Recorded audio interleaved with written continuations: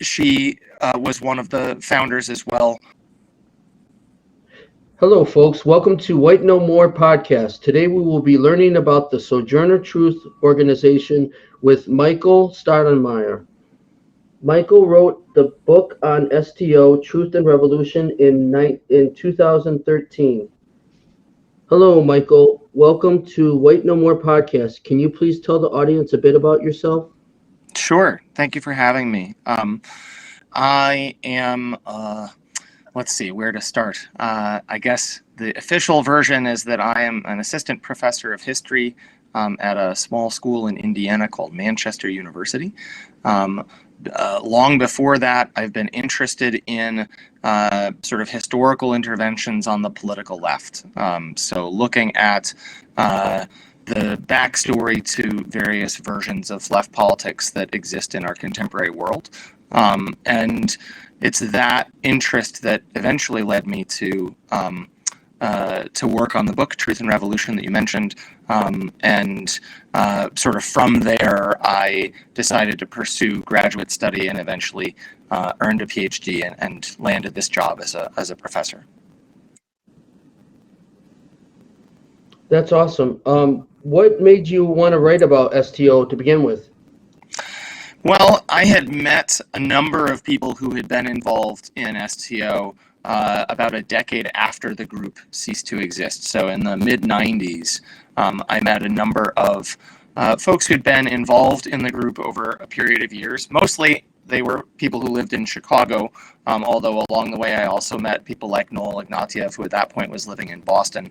And I was fascinated by their stories, I guess. I really was grabbed by their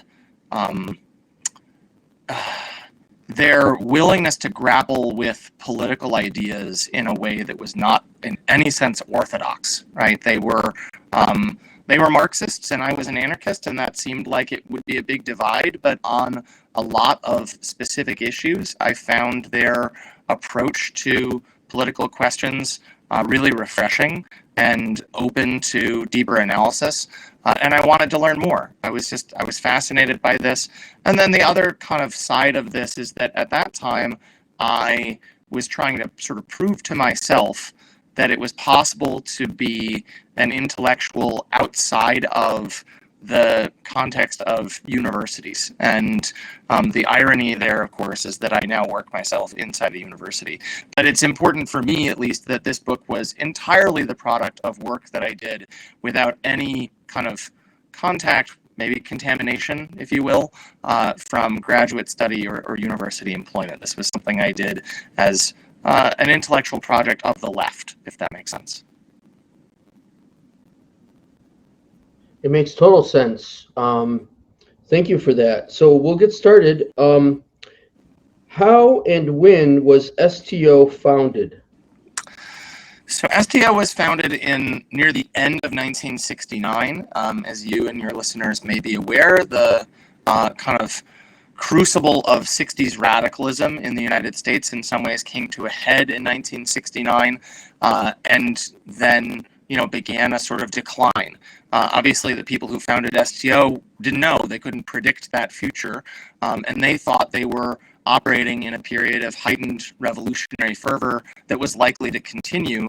But what they had in common was a set of frustrations with the various formats of the left in the latter part of the 1960s. Several of them had been involved in Students for a Democratic Society, SDS, and had decided that they found the student milieu to be really limiting in a lot of ways. At the same time, they looked around at other kind of versions of what left organizing was looking like, things like the emergent Weather Underground, and they weren't interested in that either. And so they came together really right at the tail end of 1969 and decided they wanted to do their own thing. It's important to note that all of these people at that time were based in Chicago. That was the home base for STO for its entire existence, and for the first several years, it was almost exclusively Chicago-based. So in December of '69, about a dozen young radicals, most of whom, but not all of whom, were white, came together and decided to form this new organization. One of the notable things about STO throughout its history is that they were not obsessed with organizational structure. A lot of left groups, as you may be aware, obsess over their constitution or their bylaws or their founding documents and that sort of thing. STO had none of that, really, ever. And certainly not at its founding. It was much more an organization from its very beginning that was focused on applying theory into practice. And that meant that they were really focused on the work that they were doing rather than being focused on a kind of precise self-awareness organizationally, if that makes sense.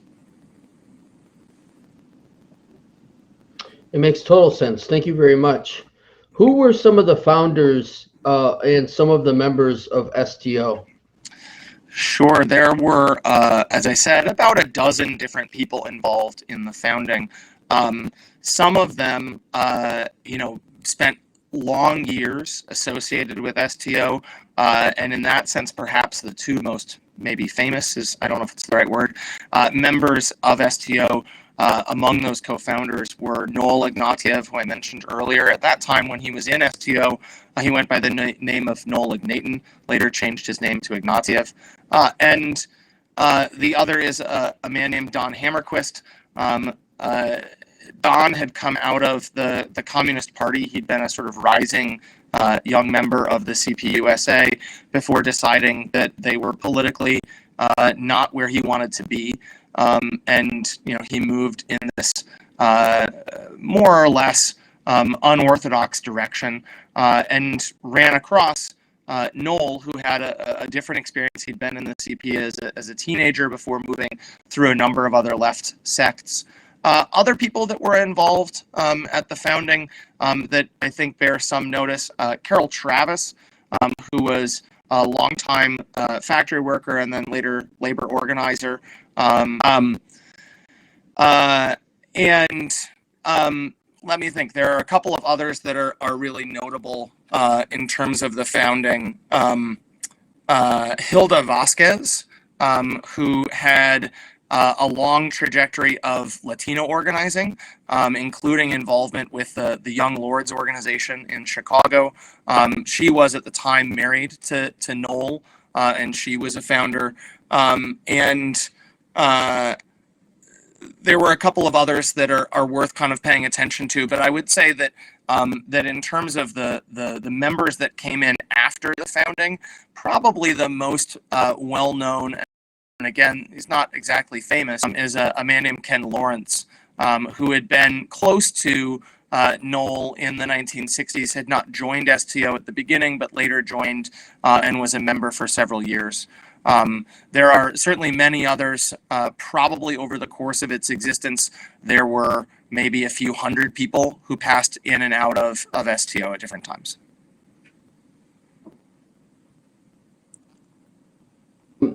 Thank you very much. Who were some of their influences, and how would you describe STO's politics? Well, I've used this word a couple of times, and I'll repeat it again. I often describe them as unorthodox Leninists. So they believed that they were following in the tradition of revolutionary politics established by V.I. Lenin in the midst of the Russian Revolution, but they recognized that most other people who called themselves Leninists did not see Lenin's legacy in the same way they did. One way that I think the left often, at least the Marxist left often, kind of addresses the question of political influences is through the notion of a pantheon or a hall of fame. Sometimes I've seen this referred to jokingly as the history of shaving, where you start with Karl Marx and his big bushy beard, and you run through Frederick Engels, and then you've got Lenin, who has a nice clean goatee, and then you've got Stalin, who's got just a mustache, and then you've got Mao, who's clean shaven. That is not the pantheon. That is not the Hall of Fame that STO validated. They were profoundly influenced by two of those people, by Marx and by Lenin. But then there are two other important figures that they held up at basically equal level to those first two. One of them is W.E.B. Du Bois, famous black radical intellectual of the United States, and the other is C.L.R. James, black radical from Trinidad. And these two towering intellectuals of the 20th century provided a level of theoretical influence on STO from its founding, but especially as the group developed over time.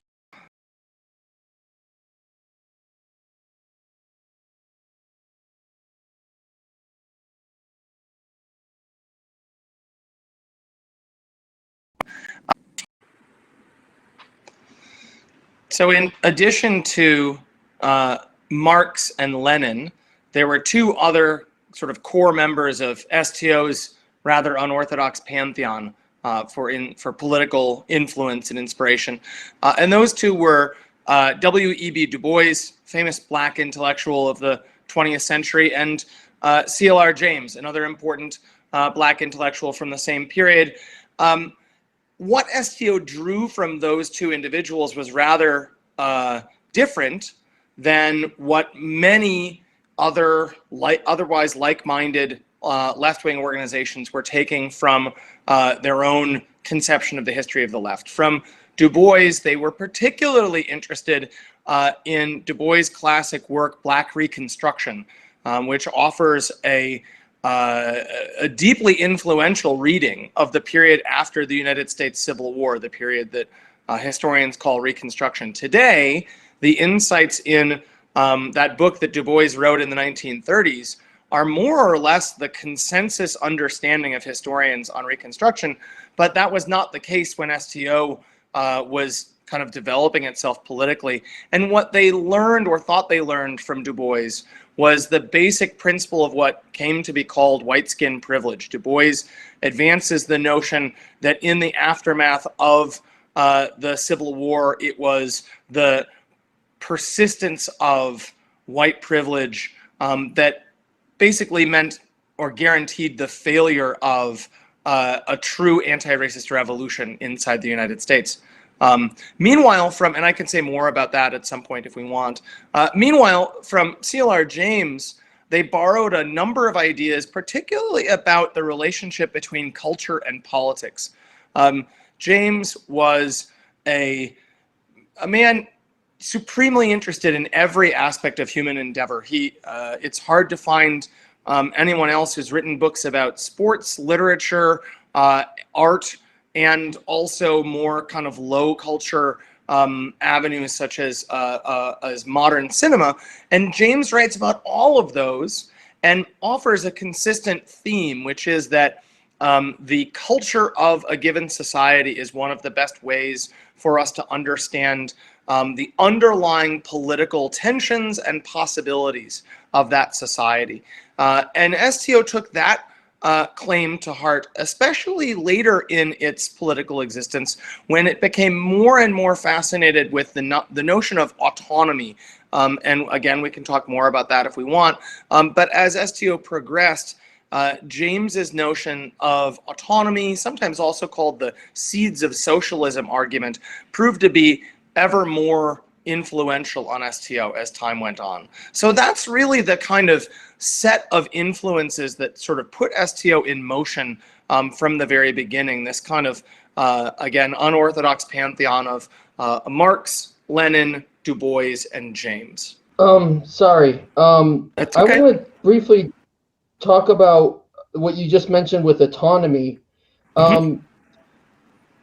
I understand that STO was heavily influenced by that idea. Where did that idea develop from? Was it C.L.R. James that helped develop that autonomy? So there are a number of origin points for STO's interest in autonomy. And again, it's important to note that while there's always a kind of idea of autonomy, the content is sort of there from its inception. The theory of autonomy really gets developed in the latter half of STO's existence, sort of starting in the late 1970s and into the mid 1980s. A couple of key starting points. One is James himself, who, you know, TLR James identifies clearly as a Marxist, and often speaks of the inspiration that he takes from people like Lenin, and yet throughout his own trajectory, James begins to articulate what might be thought of as an anti-party position. That is to say, he's not looking to a vanguard party to kind of provide leadership in the revolutionary moment, and instead he's developing this argument, especially in the 60s and into the 70s and until his death in the 1980s. He is developing the notion that there is a sort of inherent tendency toward progressive, radical, revolutionary politics within masses of people in any given society, and that what really needs to happen is that this is the metaphor of the seeds of socialism.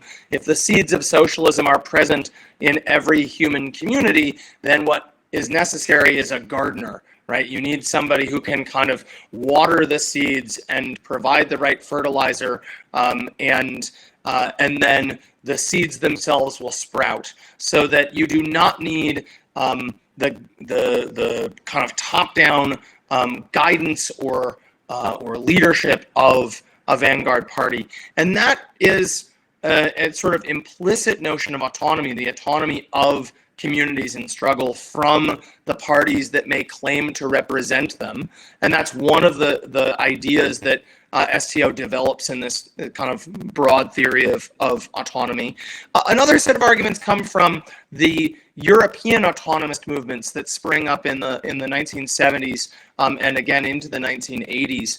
So you can think here of the Autonomen, the German autonomists, who are often engaged in whether it's squatting community centers or developing kind of anti-fascist politics. There's a number of other activities that the Autonomen engage in. There are also the Italian autonomists who are developing somewhat earlier and provide a real influence on STO as well, in terms of, again, challenging the belief that the revolution will be led by a vanguard party, and instead valorizing the capacity of communities in struggle to lead themselves. So through those various mechanisms, STO starts to kind of synthesize this notion. And one of the maybe predictable, but I think it was unanticipated by the members of STO themselves, consequences of this theorizing is that a certain faction of STO begins to doubt whether or not STO itself is a valuable organization. Is STO itself, even though it is nothing like a vanguard party, is it itself still too much of an infringement upon the autonomy of the communities with which it hopes to work? And these debates are never really resolved, in part because the organization kind of goes into its terminal decline. But they're, I think, important questions for contemporary revolutionaries to consider as well, even if STO didn't necessarily come to kind of firm conclusions on them. Yes, my next question for you is, what made STO different from other organizations of its time? Well, there are a number of distinguishing characteristics, I would say. A major one is the items that I've already kind of covered. Their theoretical orientation is radically distinct from the possible range of options on the left in its time, right? So if you are looking exclusively at the revolutionary left in the North American context in the 1970s into the 1980s, typically people are going to fall into one of 3 or 4 camps, and STO just sort of falls between the cracks. So one of those camps is effectively a Maoist orientation. The most widely known, largest organization in that category in the 70s and into the 80s was the Revolutionary Union, that later becomes the Revolutionary Communist Party, largely under the leadership of Bob Avakian. STO rejects many major tenets of Maoism, but largely views Maoism as a sort of a variant of the problems it identifies with old school Stalinist organizing from the kind of Communist Party lineage, even though obviously the RU and RCP would have rejected that comparison. Second major category on the left would have been Trotskyist organizing, often focused in a kind of labor orientation that looked, at least superficially, like some of the work that STO took on inside factory contexts. And yet STO always thought that the sort of Trotskyist maneuver was not a valid response to Stalinism, right? They were critical of Stalinism, so were the Trotskyists, but STO never accepted the kind of Trotskyist answer, if you will. The third category was basically what we might call anti-imperialist. We can think of examples of varying sorts here in a largely white context, the Weather Underground of that era, or in communities of color. You can look at any number of Black nationalist or Puerto Rican nationalist or Chicano nationalist organizing efforts. These were in some ways the milieu to which STO found itself closest, especially in the second half of the 1970s. But it was always very critical of certain aspects of that kind of organizing tradition as well. And then finally, the fourth, I guess, category would be if you weren't any of those things, there was a good chance that you were an anarchist of one sort or another.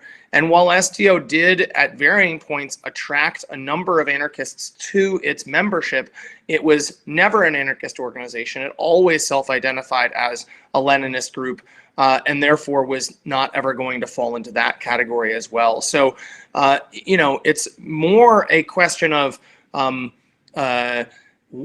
STO not being any of the major versions of the organized left in North America at the time that led to its distinctiveness. In other areas, you can find these overlaps. They do organize alongside participants in each of those four kind of main categories of the left, and they're willing to share that organizing work with others with whom they disagreed ideologically. But they had strategic differences as well as ideological differences with pretty much everybody else on the left. Wow, I think that's a good sign. What was their approach to race, the race issue in America? Mm-hmm. Well, it's absolutely pivotal to their organizational identity, as it were. And probably is the historical legacy that has the widest currency today that we could trace back in part to STO, and that's the notion of white privilege. It's often called today, or privilege in general. STO always called it white skin privilege. This is the notion that there are particular mechanisms that keep racial differences, and in particular racial oppression, in place, and that we can't simply say, oh, if we convince enough white people not to be racist or to be anti-racist, then everything will turn out fine, right?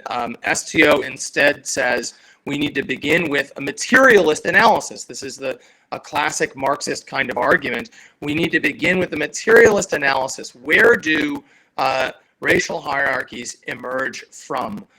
They were particularly influenced by the work of another independent Marxist named Ted Allen, later famous for a two-volume study called The Invention of the White Race that was published by Verso in the 1990s. But in the 1960s, Allen and Knoll, at that point Ignatin, later Ignatieff, had been close comrades. They'd been in a couple of organizations together in the 1960s, and they maintained a lasting correspondence throughout Ted Allen's life that allowed the two of them to really kind of collectively craft the notion, again, borrowing in this instance directly from language that they found in W.E.B. Du Bois in his work Black Reconstruction.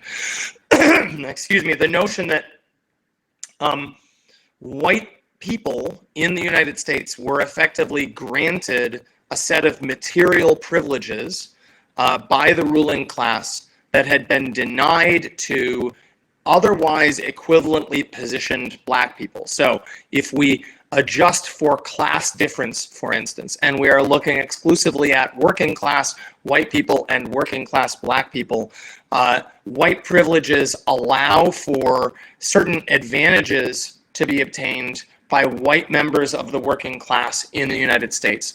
And STO really kind of develops this line of thinking and says, if you look at the history of, for instance, labor organizing, you will find that there are certain features in labor organizing that have the capacity to basically reinforce those privileges. One classic example is the notion of seniority.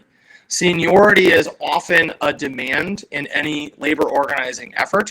That is that seniority will grant you benefits in, for instance, a labor union contract. If you've been on the job for a certain number of years, then you're going to get certain benefits.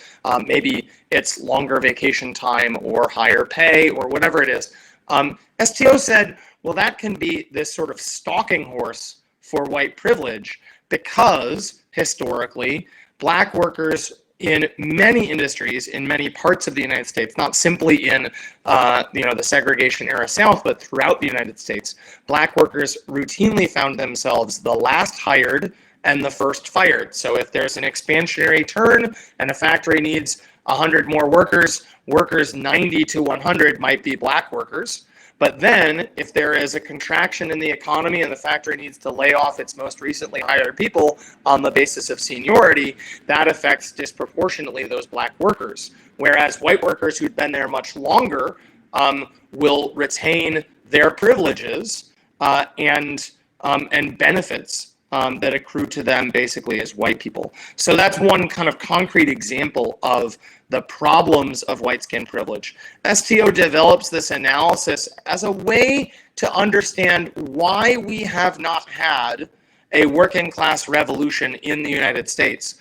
And it pinpoints strategically the need to undermine the system of white skin privileges as the mechanism through which we might see the emergence of a revolutionary moment in the United States, the one that could succeed. That is to say, it is necessary for white people to be more or less on a level playing field with, in particular, black Americans. We might also think about Latino Americans or Native Americans and a number of other racial categories. It's important that as a class, workers be on the same level playing field, not with white people already given an automatic leg up, in order that the working class can unify and then fight to overthrow capitalism. So that really is the basis of their argument about race. It's not simply that they were obsessed with the question of race or racial privileges. It is entirely that STO wanted to figure out how can we win a revolutionary upsurge in this country. And their deduction was this can only take place, given the power of white supremacy in the United States in particular, this can only take place through the repudiation and the overcoming of the system of white skin privileges.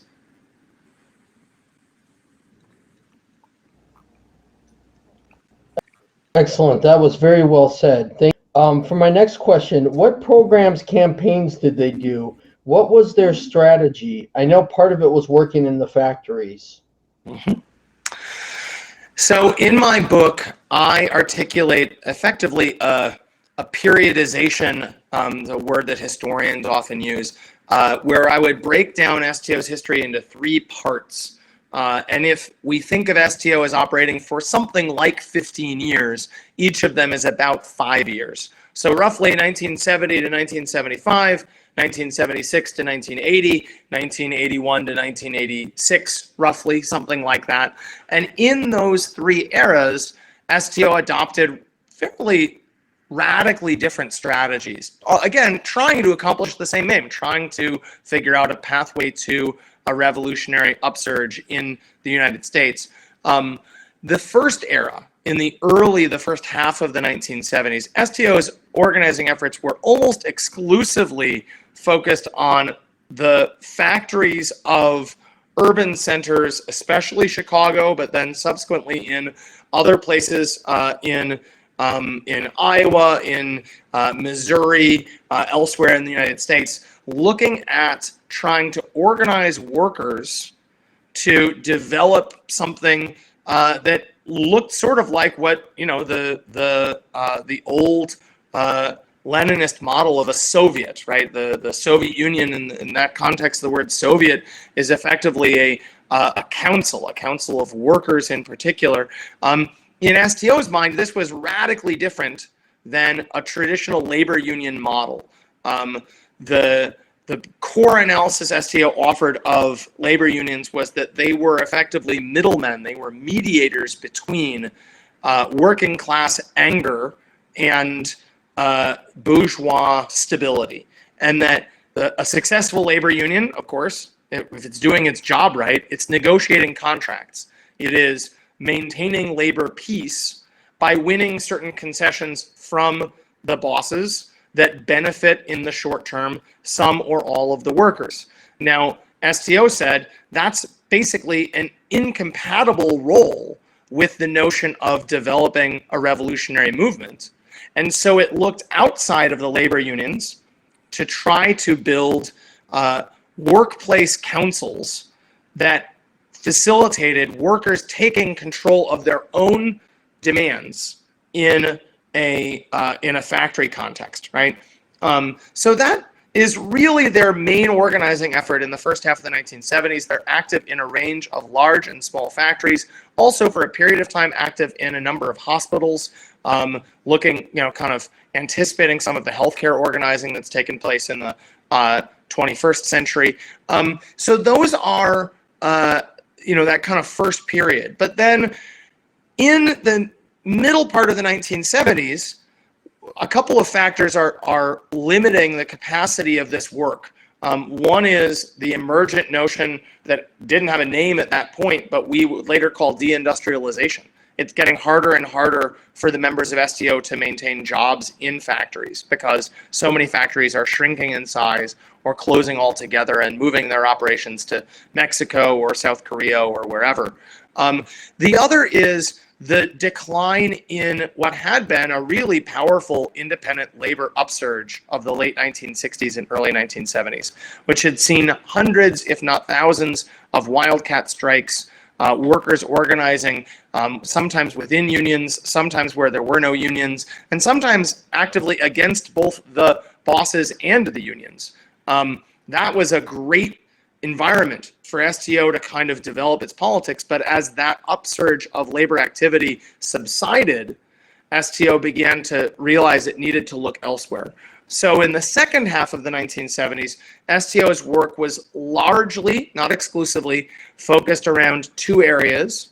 One was a kind of intellectual development of revolutionary theory and strategy, what we might call armchair radicalism. And the other was a kind of solidarity activism with various radical movements in especially communities of color, what STO often referred to as third world communities inside the United States. Most prominently, this included solidarity with the Puerto Rican independence movement and its most radical sectors in the United States, as well as solidarity with the Iranian revolutionary student movement. Again, this is in the era when the Shah was in control of Iran before the Iranian Revolution produces a kind of theocratic Islamic republic that it has today. So that's the second era. But again, by about 1980, those ideas I mentioned earlier of autonomy are coming to really kind of butt heads with the sort of solidarity work that STO had prioritized in that period. And a shift happens again toward a notion of working now in what we might call, some theorists at least would call, the new social movements of the 1980s. You can think about this as reproductive rights efforts, anti-nuclear organizing, both against nuclear weapons but also against nuclear power, anti-militarism, opposition to U.S. Militarization in Central America, for instance, and a number of other kind of movements. And in that third era, the goal was to kind of resuscitate some of the direct activity that had characterized the first period and had been missing in that kind of middle era of anti-imperialist solidarity work. And that never really succeeds, again, helping lead to eventually the decline and demise of STO. Okay, very good. My next question I borrow from the name of one of your chapters in the book. What does autonomy and STO from dialectics to diabolical mean? Yeah, that's a funny line. I borrow it from a quote from a former member of STO who's still a good friend of mine, a guy named Bill Lamb. I mentioned earlier that there had been some anarchists who had joined STO. Bill was among them. He'd identified politically as an anarchist prior to joining STO. And Bill, in his reflections on what had worked and not worked inside STO, offered what I thought was a really striking, if really, originally just pithy kind of line.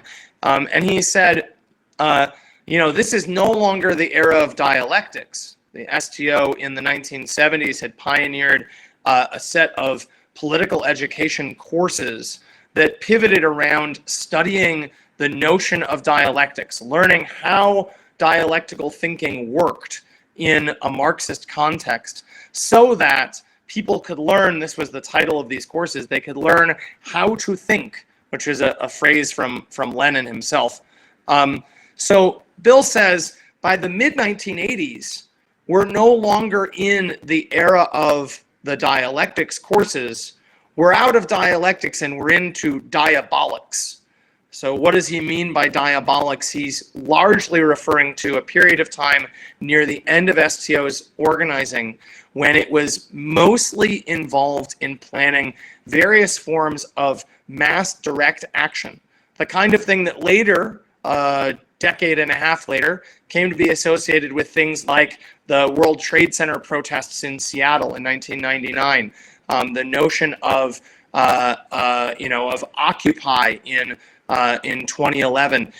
These sorts of models of getting mass numbers of people to kind of attempt to shut down business as usual in one context or another. Perhaps the most famous example here is the effort that STO and a number of other groups in the Midwest put into trying to blockade and shut down the U.S. military arsenal on Rock Island, which is in the middle of the Mississippi River between Iowa and Illinois. And the goal had been to shut down all of the bridges that connected Rock Island to the mainland. And that was not exactly successful, but it was a really kind of rambunctious effort that did not look like a typical quote-unquote peaceful protest. And that was the diabolics piece, if that makes sense. Makes total sense. Thank you. Okay, so how did STO break up, basically? Well, I think the easiest thing to say is that STO went with a whimper, not a bang, if you will. No one that I spoke to, and I spoke to lots and lots of people, had any memory of a meeting at which a decision was made to say, we no longer exist. There's no communique that announces the dissolution of STO. And, the closest I got to a specific event was another story that Bill Lamb told me, that he ended up with the key to the P.O. box, right? This is before the internet, so having a mailbox is really the main way you communicate with other left groups around the United States and around the world.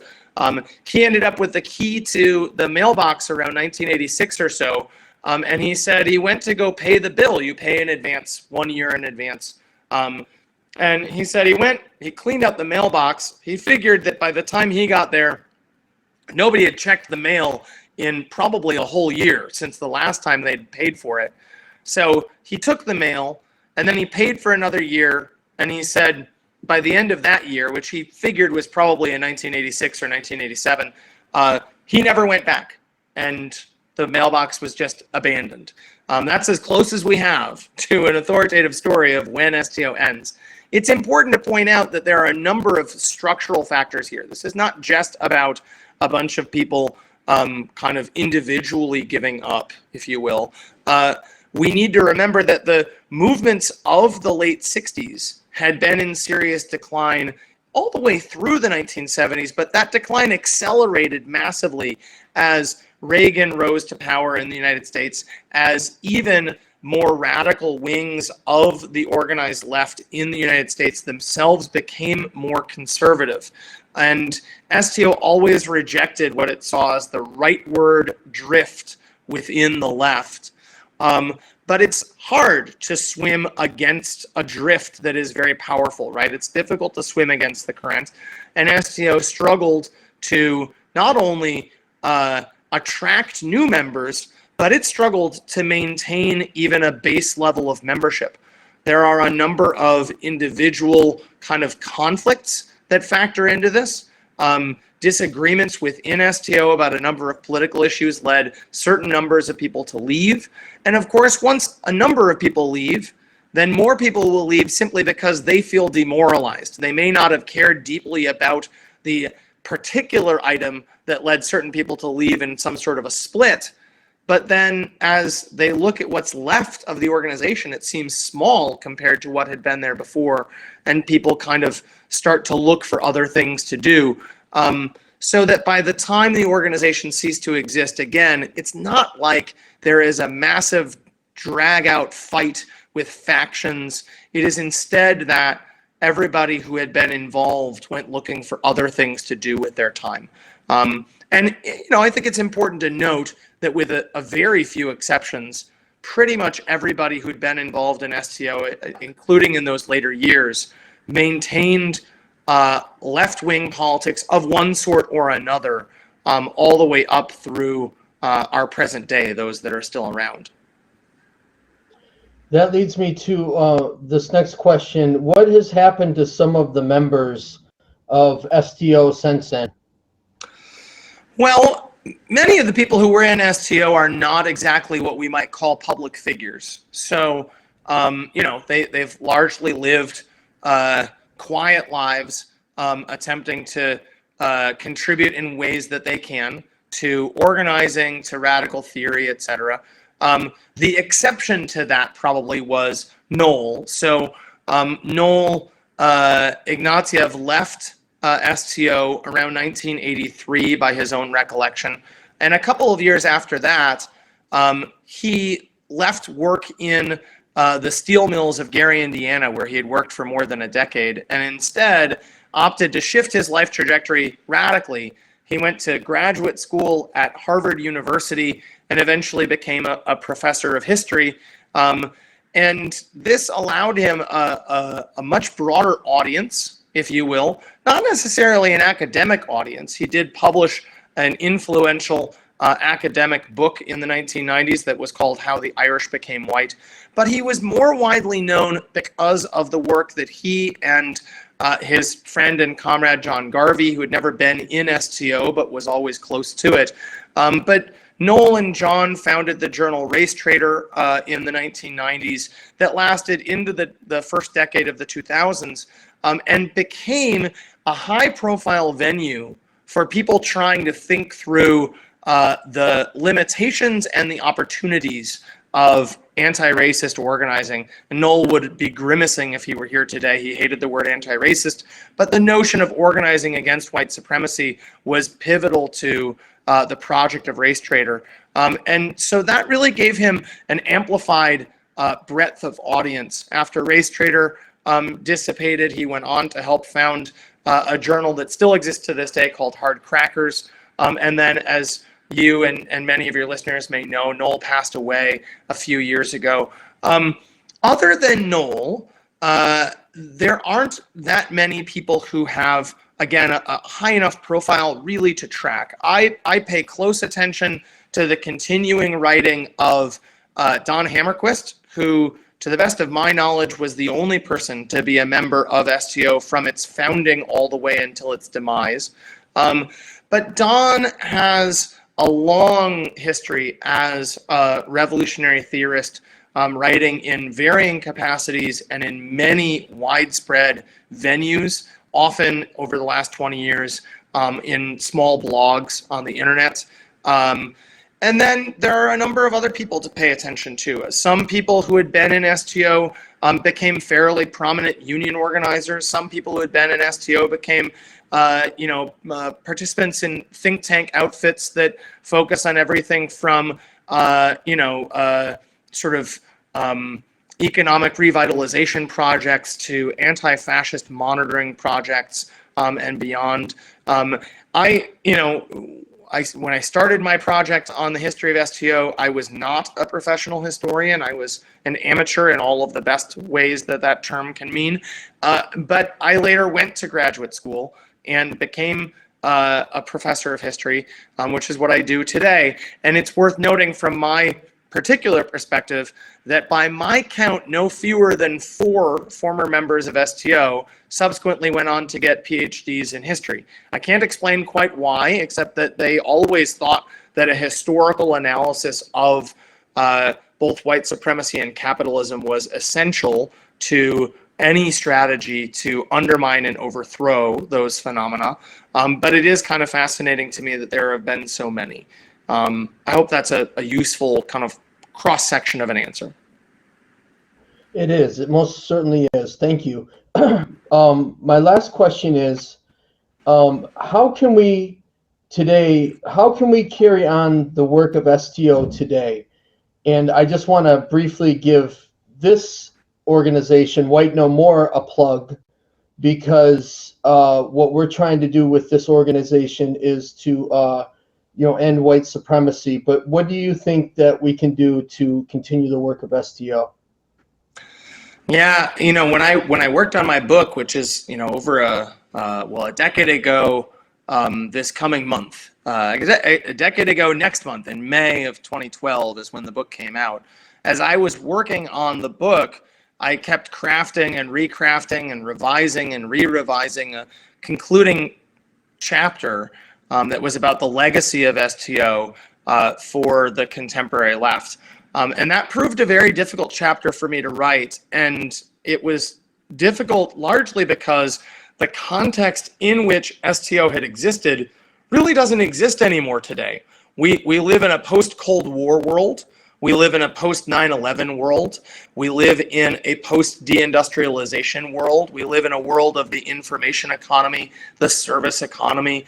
We live in a world where the circumstances in which radicalism can develop are just fundamentally different than those in which STO itself developed. And so it's not, in my estimation, it's not possible, nor is it desirable, to simply replicate the work that STO did. We can't say, oh, let's go into the factories using the kind of strategies that STO developed. People can do that. There are any number of left-wing organizing attempts aimed at workers that have attempted something along those lines. And those are valuable projects, but they don't capture, it seems to me at least, they don't capture what was essential about STO, which was the attempt to read the objective and subjective conditions of a given environment and develop a revolutionary strategy to transform society based on those conditions.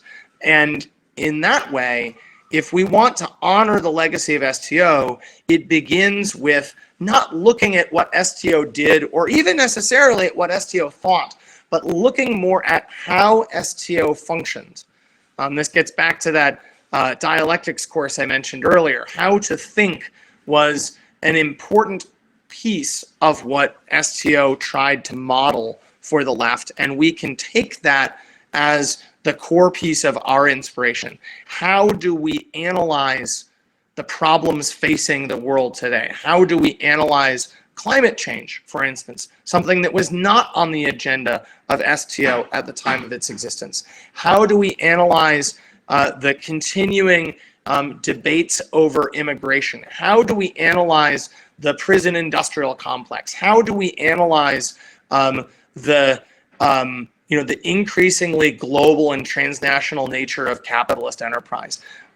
How do we analyze ongoing problems of violence against women? How do we analyze the list is kind of endless, but the point hopefully is clear. We need to take inspiration not from precisely what STO did, but how they did what they did. And in my mind, that can lead in a wide variety of directions, but all of them will bear that stamp of STO's powerful thinking and strategizing. Excellent. Well, thank you so much, Michael, for your time and for the knowledge that you've shared with us. I want to mention again that the book is called Truth and Revolution, and it was published by, I forget. AK Press, who's in California. AK, I shouldn't worry. So okay. That's available. And what other things, you're working on a lot of stuff right now, right? You've got a couple books at work. I do. I have a bunch of things in process. The thing that will be out most quickly is in September. PM Press, also based in California, will be publishing a book that I am a co-author of that is called We Go Where They Go, The Story of Anti-Racist Action. ARA, Anti-Racist Action, was a sort of mass anti-fascist grouping in North America in the 1990s, largely starts in the 80s, ends in the aughts, or doesn't really end. There are still some ARA groups today, but our narrative focuses on the period between the 1980s and a little bit after the September 11th attacks. I'm really excited for that book. It's going to be, I think, a great political intervention for people trying to develop contemporary notions of anti-fascist politics in a sort of post-Trump era, if you will. I'm also working on a book on my own that is about questions of Puerto Rican nationalism and how they developed specifically in Chicago after the end of World War II all the way up through the 1990s. So those are the main things I have going right now, and that second project will not see the light of day for a couple of years, but it will be published by the University of North Carolina Press. Excellent. Wow, you're busy, and I appreciate all the work that you've done and all the knowledge that you've shared with us. And really, the book Truth and Revolution is a really important book because SDO was an important organization, and we need to learn from it, and we thank you.